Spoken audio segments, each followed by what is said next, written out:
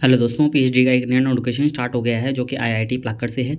दोस्तों इन्होंने ये स्पेशल एडवर्टाइजमेंट निकाला है जो कि एससी एसटी कैटेगरी वालों के लिए ही है। ये सितंबर 27 तक चलेगा दोस्तों। तो इसके अंदर सिर्फ एससी एसटी कैंडिडेट ही अप्लाई कर सकते हैं, जो कहीं के भी हो वो इसके अंदर अप्लाई कर सकते हैं। और इन्होंने बताया कि ये एप्लीकेशन फॉर्म आप ये ऑनलाइन आवेदन कर सकते हैं ये एप्लीकेशन पोर्टल के थ्रू। और ये फाइनेंशियल असिस्टेंट की बात की गई है कि फाइनेंशियल असिस्टेंटशिप मिलेगी सभी को ही। लगभग 8 से 10 आवर्स पर भी काम करना पड़ता है और ये 6 मंथ का आपको ये रिन्यू करते रहते हैं।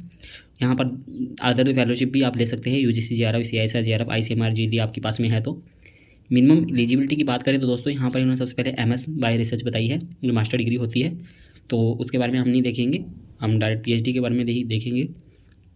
तो दोस्तों यहाँ पर इन्होंने पीएचडी इन इंजीनियरिंग के लिए बताई है एलिजिबिलिटी सबसे पहले कि मास्टर डिग्री इंजीनियरिंग टेक्नोलॉजी के अंदर हो आपकी, और या research technology good academic record के साथ में होनी चाहिए। और दूसरा इन्होंने मास्टर डिग्री साइंस के अंदर मांगी है कि गुड एकेडमिक रिकॉर्ड के साथ में होना चाहिए, और साथ में आपके पास में गेट स्कोर होना चाहिए, और सीआईएसआर, एलएस, जेआरएफ, एनबीएचएम या इसके इक्विवेलेंट कोई भी हो तो वो इसके अंदर होना चाहिए। या दोस्तों इन्होंने बताया है कि बैचलर डिग्री हो आपके पास में इंजीनियरिंग टेक्नोलॉजी साइंस से गुड एकेडमिक रिकॉर्ड के साथ में, और वैलिड गेट स्कोर भी होना चाहिए। और फोर्थ इन्होंने बताया है कि आपके पास में बैचलर डिग्री हो या मास्टर डिग्री हो इंटीग्रेटेड इंजीनियरिंग टेक्नोलॉजी साइंस के अंदर, जो कि CFTI से हो। और दोस्तों आगे इन्होंने यहाँ पर गुड एकेडमिक रिकॉर्ड मांगा ही है, CGPA 8 मांगी है इसके अंदर, तो ये भी देख लीजिएगा।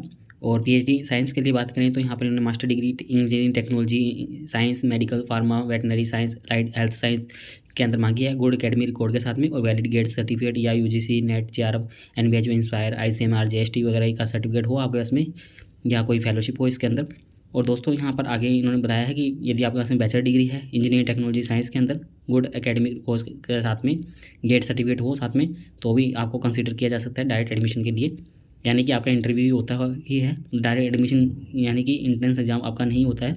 और दोस्तों थर्ड इन्होंने बताया कि यदि आपके पास 4 ईयर की बैचलर डिग्री है जो कि इंजीनियरिंग टेक्नोलॉजी साइंस हो या CFTI से हो, और दोस्तों यदि आपने एग्जाम के थ्रू एडमिशन लिया हो, गुड एकेडमिक रिकॉर्ड होना चाहिए, मिनिमम 8 CGPA होना चाहिए। और ह्यूमैनिटीज़ और सोशल साइंस की बात करें तो इसके अंदर भी इन्होंने नॉर्मल वही एलिजिबिलिटी मांगे कि ह्यूमैनिटीज़ वाले सब्जेक्ट से हो, और गेट सर्टिफिकेट हो या यूजीसी नेट हो, जेआरएफ हो आपके पास में, तब आप आवेदन कर सकते हैं। या मास्टर डिग्री हो इंजीनियरिंग टेक्नोलॉजी साइंस के अंदर गेट स्कोर के साथ में, या आपके पास में बैचलर डिग्री हो 4 ईयर की इंजीनियरिंग टेक्नोलॉजी साइंस के अंदर वैलिड गेट सर्टिफिकेट हो, या आपके पास में ये बैचलर डिग्री हो इंटीग्रेटेड या मास्टर डिग्री हो CFTI से, तो वो तो भी इसके अंदर आवेदन कर सकते हैं। गुड एकेडमिक रिकॉर्ड के साथ में 8 CGPA चाहिए होगा। सिलेक्शन प्रोसीजर की बात करें तो दोस्तों यहाँ पर मिनिमम क्वालिफिकेशन तो आपके पास में होनी ही चाहिए, उसके साथ में आपको यहाँ पर SOP भी अपलोड करना होगा, स्टेटमेंट ऑफ पर्पस। तो इसके अंदर ये 500 वर्ड से ऊपर का नहीं होना चाहिए, ये PDF फॉर्मेट के अंदर होना चाहिए। और आपको यहाँ पर प्रेफरेंस भी लिखनी है कि आप किस एरिया में ज़्यादा प्रेफरेंस देना चाहते हैं, 1 2 3 हिसाब से लिख दीजिएगा। तो इस प्रकार से कंसिडर किया जाएगा जब आपको इंटरव्यू के लिए बुलाया जाएगा। और दोस्तों यहाँ पर इन्होंने बताया है कि ये SC ST कैटेगरी ही वाले ही इसके अंदर आवेदन कर सकते हैं, जो भी रिसर्च एरियाज वगैरह हैं, कि कोई अदर कैटेगरी वाला अप्लाई ना करे, बाकी आप अप्लाई नहीं कर पाएंगे। और इंटरव्यू लिखा हुआ है यहाँ पर, इंटरव्यू आपका होगा, यदि रिटन टेस्ट वगैरह वो जो होगा तो वो भी हो जाएगा। और रिजर्वेशन सीट बताइए कि SC ST OBC non criminal EWS PWD के लिए रहेगा, बाकी इन्होंने ये सिर्फ SC ST वालों के लिए ही मांगा है। और दोस्तों वेरिफिकेशन बताया है सर्टिफिकेट का जब आपका एडमिशन होता है उस टाइम के लिए, कि आपका एग्जामिनेशन 31 जुलाई से पहले पास हो जाना चाहिए।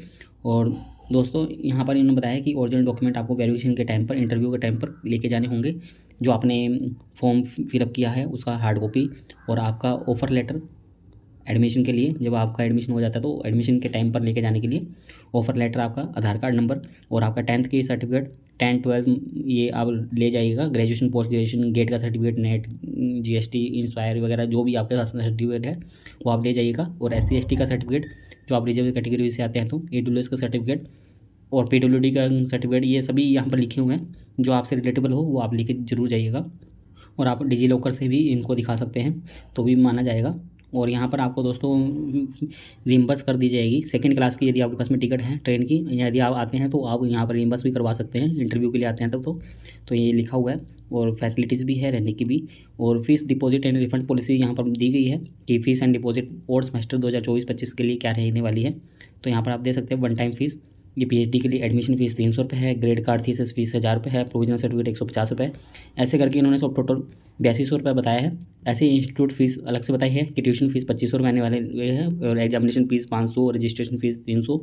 इस प्रकार से इन्होंने स्कॉलर्स के लिए जो आते जाते रहेंगे डेली वहीं पर रहेंगे नहीं, उनके लिए 3300 है, और हॉस्टल वालों के लिए 11,000 रुपये है। तो ये बताया गया है। और दोस्तों ये ऊपर ट्यूशन फीस 25 रुपये है, वो रिम्बर्स हो जाएगी यदि कोई SC ST से रहता है तो। बाकी ये SC ST वालों के लिए ही है, तो इसके अंदर पूरा ये आप एडमिशन फ़ीस हटा सकते हैं, आपको नहीं देनी है ये 25 रुपये। और वन टाइम हॉस्टल फ़ीस 35 रुपये अलग से बताई गई है, और अलग चार्जेस भी हैं। इसके अंदर सबसे ज़्यादा चार्जेस जो हॉस्टल के अंदर रह रहे हैं उनके लिए ही है, जो हॉस्टल के अंदर डाइनिंग सर्विस है उसके ही है। बाकी फ़ीस काफ़ी कम है इस इंस्टीट्यूट के अंदर, बहुत ही ज़्यादा कम है। और आगे दोस्तों ने रिफ़ंड पॉलिसी भी बताई है कि यदि आप ये कैंसिल वगैरह कराना चाहते हैं 2000 रुपये आपके कट जाएगी। और यदि आपको कोई क्वेरी वगैरह है, कोई और इन्फॉर्मेशन चाहिए, तो आपको यहाँ पर कॉन्टैक्ट करना है academics@iitpkd.ac.in। इस पर आप कॉन्टैक्ट कर सकते हैं और अपनी क्वेरी सॉल्व कर सकते हैं। अब दोस्तों हम आपको वेबसाइट पर लेके चलते हैं। वेबसाइट पर एक अच्छे से अप्लाई करने का ऑप्शन दिया हुआ है सभी सब्जेक्ट के हिसाब से, तो आपको ज़्यादा अच्छे से समझ में आएगा, वो हम आपको दिखा देते हैं अभी। तो दोस्तों ये एडमिशन पोर्टल है, इस पेज की डायरेक्ट लिंक हम आपको अप्लाई करने के लिए देंगे। या 3 डॉट में जाएंगे तो यहाँ पर आपको प्रोसेस मिल जाएगा। बाकी इन्फॉर्मेशन के लिए हम आपको यहाँ पर दिखा दें कि ये इन्होंने 27 लास्ट डेट बताई है, 27 सितंबर। तो यहाँ पर PhD इन मैथमेटिक्स मांगा गया है, और chemistry, physics, electrical engineering, civil engineering, computer science and engineering, data science, mechanical engineering, biological science, environmental science, और एक 11वां सब्जेक्ट भी यहाँ पर इन्होंने दिया हुआ है, वो भी दिखा देते हैं। ये 11वां है ह्यूमैनिटीज़ एंड सोशल साइंसेज, ये नेक्स्ट पेज पर है, तो आप देख लीजिएगा। तो अप्लाई करने का डायरेक्ट लिंक भी इसके सामने दिया हुआ है, तो आप अप्लाई कर सकते हैं। और दोस्तों इसके रिगार्डिंग जो भी लिंक वगैरह है वो हम फर्स्ट लिंक आपको डिस्क्रिप्शन के अंदर मिल जाएगी, आप उस पर जाके हमारी वेबसाइट खुल जाएगी, आपको वहाँ पर सभी जितने भी नोटिफिकेशन चल रहे हैं उनके रिगार्डिंग सभी लिंक आपको मिल जाएंगे। दोस्तों उम्मीद करते हैं आपको हमारे द्वारा दी गई जानकारी अच्छी लगी होगी। यदि आपको हमारे द्वारा दी गई जानकारी अच्छी लगी हो तो आप हमारे चैनल को सब्सक्राइब कर सकते हैं, और आप हमसे टेलीग्राम पर भी जुड़ सकते हैं ऐसे ही PhD से रिलेटेड नए अपडेट के लिए।